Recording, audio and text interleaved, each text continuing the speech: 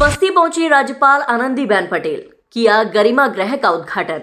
बस्ती जिले में आज उत्तर प्रदेश की राज्यपाल आनंदीबेन पटेल का बस्ती में आगमन हुआ। इस अवसर पर उन्होंने कोतवाली थाना क्षेत्र के मालवीय रोड स्थित नेबुलुवा ताल में आयोजित कार्यक्रम में भाग लिया। कार्यक्रम में पहले राज्यपाल ने ट्रांसजेंडर समुदाय के लिए स्थापित गरिमा गृह का उद्घाटन किया। इसके बाद उन्होंने संवाद कार्यक्रम के माध्यम से सभा में उपस्थित लोगों के सवालों के जवाब भी दिए।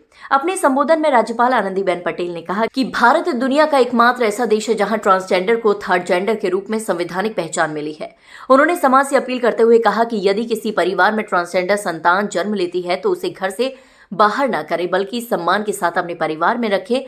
उन्होंने ये भी कहा कि अस्पतालों, रेस्टोरेंट और अन्य संसाधनों में ट्रांसजेंडरों को रोजगार के अवसर दिए जाने चाहिए।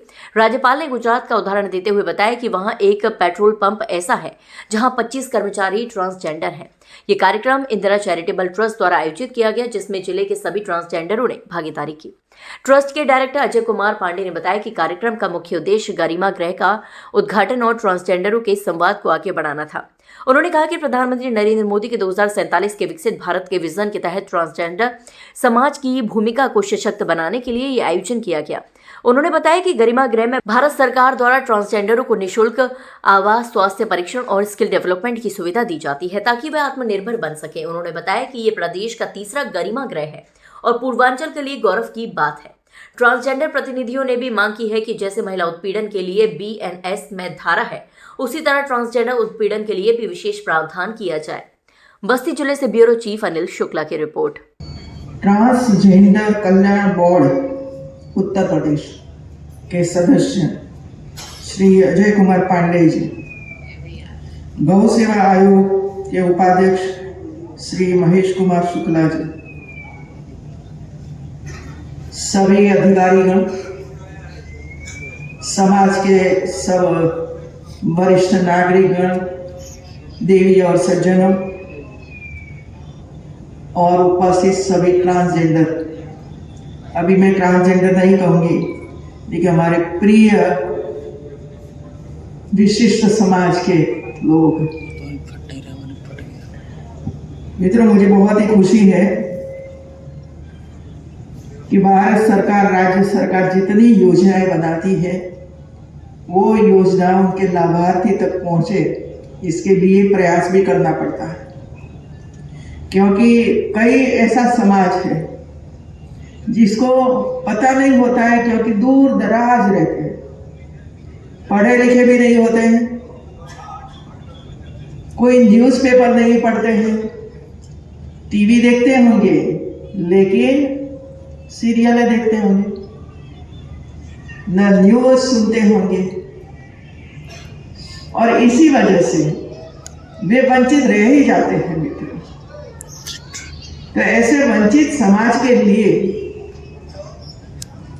काम करना ये जिम्मेवारी सरकार की बनती है, और सरकार अपने अपने तरीके से काम करती रहती है।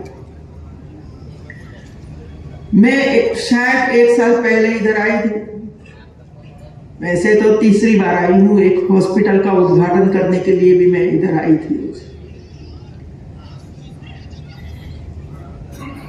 और ये ट्रांसजेंडर का काम अजय जी ने शुरू किया।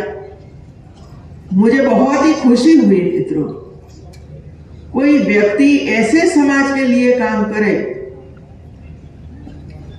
मैंने देखा है कि कई लोग स्कूल बस चलाते हैं, लेकिन बच्चों के पास से फी लेते हैं, फिर भी उसको सेवा गिनी जाती है कि समाज की सेवा करते हैं। सरकार की फी मिलती है, सरकार पैसा देती है, बजट देती है, फिर भी हम कहते हैं कि अच्छी स्कूल चलाते हैं, सेवा करते हैं। तो ऐसे समाज की सेवा करना ये तो बहुत बड़ी बात है मित्रों, और एक समाज कर रहा है मित्रों। लेकिन हमारी स्थिति है कि 1, 2, 4, 5 लोग करे तो इसका कोई मैसेज भी नहीं जाता है, और कई लोगों को उसका लाभ भी नहीं मिलता है। तो ट्रांसजेंडर के लिए भारत सरकार ने, खास कर नरेंद्र भाई मोदी ने इसकी ओर देखा, समझा, सोचा, और सबसे पहले तो नीतियां बनाई और इन नीतियां बनाने के बाद काम करने के लिए बजट दिया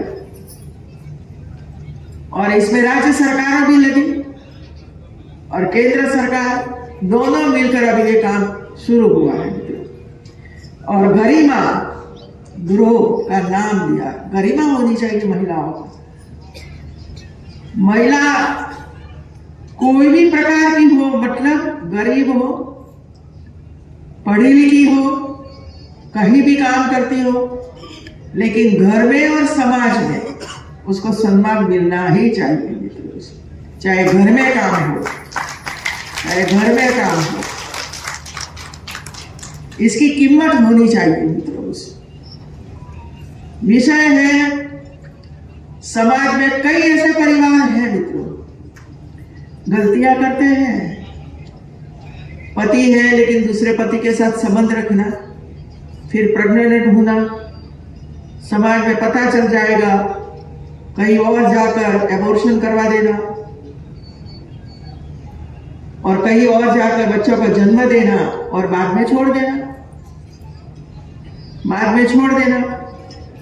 और ऐसे समाज भी है जो जहां भी ऐसे बच्चा पड़ा हुआ है उसको उठाकर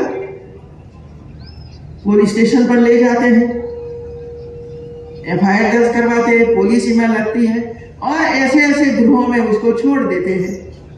सरकार उसकी परवरिश करती है, ग्रांट देती है, पढ़ाने के लिए प्रयास करती है। कई ऐसे समाज है, स्कूलों में पढ़ते हैं, कॉलेजों में पढ़ते हैं, प्रेम हो जाता है, भाग जाते हैं और फिर पकड़े जाते हैं, तो उसके लिए भी सरकारों को रहने की व्यवस्था, खाने की व्यवस्था, पढ़ने की व्यवस्था करनी पड़ती है।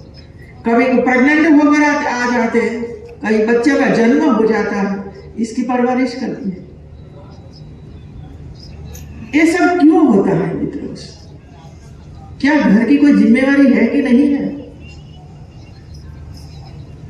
कोई हमारा घर में लड़का का व्यवहार बदल जाता है तब हमें पता चलना चाहिए समथिंग इज रॉन्ग। बेटी पहले 12 बजे आ जाती थी लेकिन अभी 12:30 1 बजे आती है, तब शंका जानी ही चाहिए कि कहां जाती है। कभी कभी हमें सही बातें बताने वाले समाज के लोग भी मिलते हैं कि आपकी बेटी का ध्यान रखिए, मैंने इसमें वहां देखा था, लेकिन हम मानने के लिए तैयार नहीं है क्योंकि भरोसा रखते हैं बच्चों पर। और ऐसे गरीब गृह आज भी लखनऊ में है, वाराणसी में है, कानपुर में है, मेरठ में है, जहां 500 बच्चियां, 200 बच्चियां रहती है। किसका दोष है मुझे बताओ ना। हम हमारा दोष नहीं देखते हैं कि ये हमारे घरों से ही निकलने वाले हैं, भागने वाले हैं। अंडर 18 से कम उम्र वाले बच्चे भाग जाते हैं, विवाह कर लेते हैं, बच्चा पैदा हो जाता है, प्रेग्नेंट हो जाता है, पकड़े जाते हैं। इसके लिए हम काम कर रहे हैं। और 18 साल से ऊपर तो अधिकार ही मिल गया है वे लोगों को। कहीं घूमो, कहीं जाओ, कहीं मैरिज कर लो, फिर मार डालो, काट डालो। ये समाज का चित्र हमारे सामने है। मैं तो पिछले 50 साल से वो काम कर रही हूं और मुझे कोई आपत्ति नहीं होती है समाज के सामने बोलने में, क्योंकि हमें हमारा समाज को सुधारना है।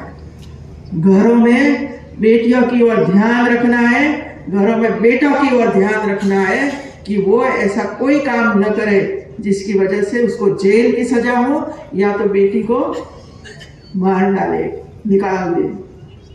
कई घटनाएं बनी, आप सबको पता है, मुझे कहने की जरूरत नहीं है मित्रों।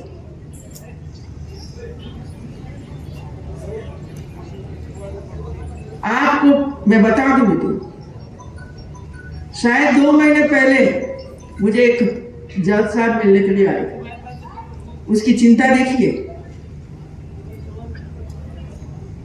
हम मिले राजभवन में, 40 मिनट तक उन्होंने ये बच्चों की बात करी मेरे सामने, अंडर 18, और मुझे ये कहा कि आप मुझे मदद करिए कि ऐसी बच्चियों के लिए मैं क्या करूं।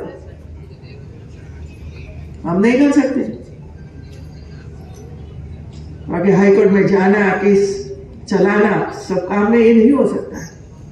मैंने यूनिवर्सिटी के माध्यम से ऐसे स्थान एडॉप्ट किए, लखनऊ में एडॉप्ट किए, कानपुर में हो रहा है, वाराणसी में किया, अब आगे बढ़ रहा है। पढ़ने की सुविधा दी, स्मार्ट क्लास, कंप्यूटर, खाने के लिए व्यवस्था खड़ी करके, सोने के लिए नए बेड वगैरह दिए गए, बच्चों के लिए पालना घर वगैरह दिया गया, और जो बच्चियों ने जन्म इसी तरह लिया है और सालों से वहां रहती है, ऐसी बच्चियों को स्कूल में एडमिशन करवा के अब स्कूल में जा रही है, लेकिन पॉक्सो एक्ट के नीचे पकड़ी गई बच्चियों को बाहर नहीं भेज सकते, और इसी वजह से वहां स्थान पर ही पढ़ाने की व्यवस्था कर दी। देखिए, भारत सरकार की एक महत्वाकांक्षी योजना है पीएम स्माइल योजना। इसमें आदरणीय नरेंद्र मोदी जी का सपना है कि देश में 2047 में जो हम विकसित भारत का संकल्प देख रहे हैं, उसमें पुरुष महिला के साथ साथ भारत में ट्रांसजेंडरों का क्या योगदान हो सकता है। इसीलिए गरिमा गृह की स्थापना की गई थी, और गरिमा गृह 2020 से स्थापित भारत में चलाई जा रहे हैं, जिसका उद्देश्य ट्रांसजेंडरों को आत्मनिर्भर बनाना है और उन्हें आत्म प्रशिक्षण देकर के भारत के विकसित 2047 के संकल्प में उनके योगदान को चिन्हित करना है। सबसे पहले तो राधे राधे। और आज जो हम लोगों के लिए हमारी जो राज्यपाल जी हैं आनंदीबेन पटेल जी, जो हम लोगों के लिए आई हैं, खास करके ट्रांसजेंडर पीपल के लिए, और जो ट्रांसजेंडर लोगों के लिए जो ये गरिमा गिरी स्टार्ट हो रहा है, ठीक है, मैं बहुत प्राउड फील करती हूँ कि चलो कम से कम हमारे इस बस्ती जिला में हमारे किन्नर समाज के लिए बहुत कुछ सोचा जा रहा है। और मैं थैंक करती हूँ हमारे अजय पांडे जी को भी और हमारे पूरे किन्नर समाज को। इससे आपके समाज के लोगों को कितना फायदा मिलेगा, क्या लगता है? बात फायदे और बेनिफिट की कोई चीज की नहीं है, बात ये चीज की है कि हम लोगों को रिस्पेक्ट दिलाना, ठीक है। मानते हैं गरिमा गिरी में लोग कहते होंगे कि हम लोगों का बहुत फायदा है, अभी तक तो कोई फायदा दिखा। फायदे तो मेरा मतलब नहीं, सामाजिक रूप से किस तरीके से सामाजिक लोगों से ये है कि भाई आम जनता में हम लोगों को जो इज्जत सम्मान जो मिल रही है, उसी तरीके से समाज में इज्जत आज भी मिले, और हमारे जितने भी हमारे परिवार के समाज के लोग हैं सभी को इज्जत मिले, हमेशा मिले।